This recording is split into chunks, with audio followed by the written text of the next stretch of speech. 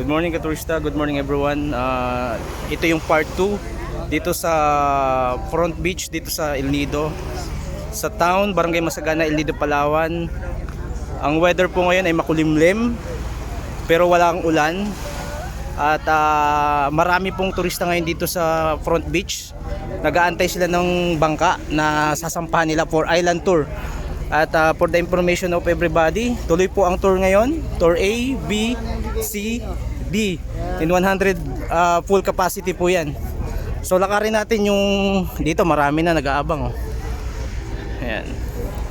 Doon tayo sa kabilang side. Kung mapansin natin, marami na rin doon. Ayan. Mostly marami ako nakikitang local tourists, pero may pailan-ilan pa rin ang mga foreign tourists dito, mga katurista. Ayan. Lakad tayo dun sa area na yun. May mga turista din doon, mga katurista. Isang pasilip muna sa view ng El Nido dito sa Front Beach. Ayan, napakaganda. Papansin natin, no?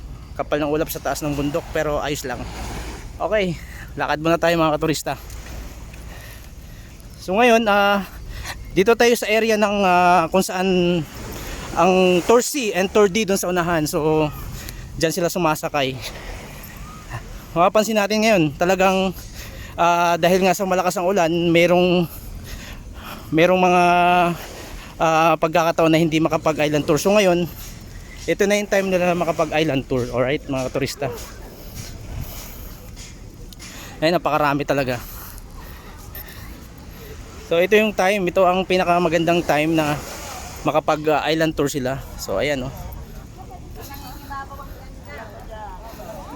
Ayan. Ayan. Yung iba paalis na rin eh. So ayun, doon banda maraming turista din. Ito na, mga katurista, isang pasilip ulit. Ganda. Sana magtuloy-tuloy na yung panahon na ganito para naman na ma-enjoy ng mga guests natin ng pag-island tour. Ayan, mga turista, mag-ingat po tayo palagi. Magandang umaga sa inyong lahat.